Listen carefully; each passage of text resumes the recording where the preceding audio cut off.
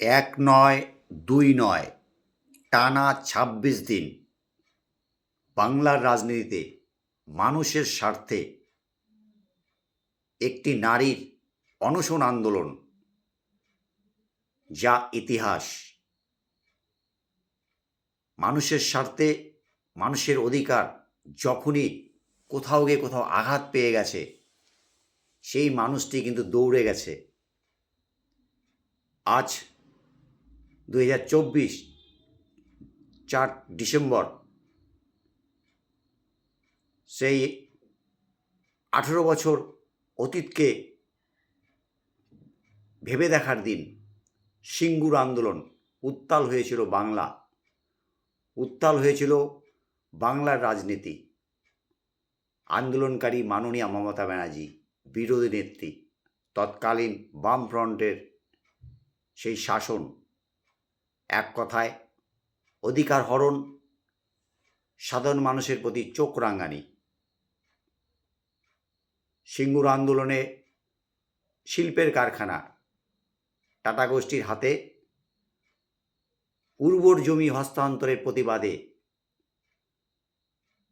মাননীয়া মমতা ব্যানার্জি সেই প্রতিবাদ, ২৬ দিন টানা অনশন। আন্দোলনের সদিচ্ছা, মানুষের সাথে লড়াই তাকে কোনোদিনই দমিয়ে রাখতে পারেনি। আজ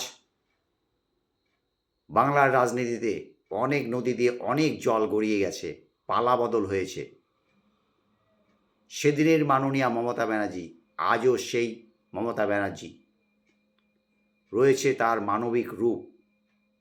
যেই মানবিক রূপেই সেই আন্দোলন দেখিয়ে দিয়েছিল ২০১১-তে, মসনদ থেকে উৎখাত করে দিয়েছিল বামফ্রন্টের শাসনকে, বরণ করে নিয়েছিল মমতা ব্যানার্জির মানবিক রূপকে। আজকে তার মানবিক রূপে মানবিক কল্যাণকামী সরকার যেমন চলছে, তেমনি আজও প্রতিবাদের তার সেই মানুষের স্বার্থে এগিয়ে যাওয়া একইভাবে চলছে। রাজনীতির অনেক পালাবদল হয়ে গেছে, তিনি কিন্তু সেই জায়গায় রয়ে গেছেন। ক্ষমতা তাকে আঁকড়ে রাখতে পারেনি। তিনি এখনও সেই প্রতিবাদী মুখে, মানুষ যেখানে বিপদে পড়ছে সেখানে তিনি রুখে যাচ্ছেন। সিঙ্গুর আন্দোলন ২০০৬ ৪ ডিসেম্বর যে অনশনের কথা আমি বললাম, আজকে ২০২৪ ৪ তারিখ ডিসেম্বরের।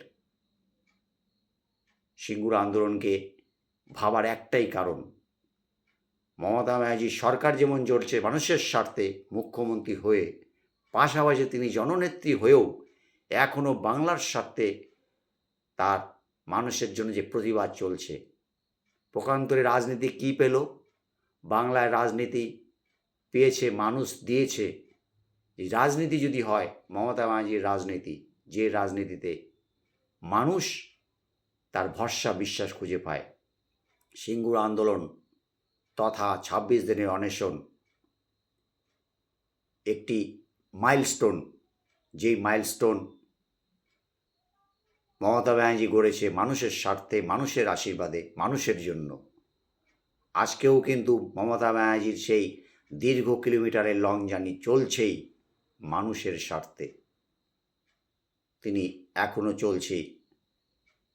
মানুষ যেখানে অসহায়, মানুষের বিপদে তিনি দৌড়ে বেড়াচ্ছেন।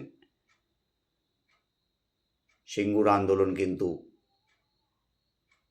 মমতা ব্যানার্জির চিন্তাধারা ছিল, সিঙ্গুর আন্দোলনে কারখানা হোক, কিন্তু উর্বর জমি নয়, যা কিন্তু ভুল ব্যাখ্যা হয়েছে। যদিও বাংলার মানুষ মমতা ব্যানার্জি আন্দোলনকে দুহাত তুলে কুর্নিশ জানিয়েছিল, যার জন্যই ২০১১ থেকে বাংলার সরকার তথা জননেত্রী সকলের হৃদয়ে আজও।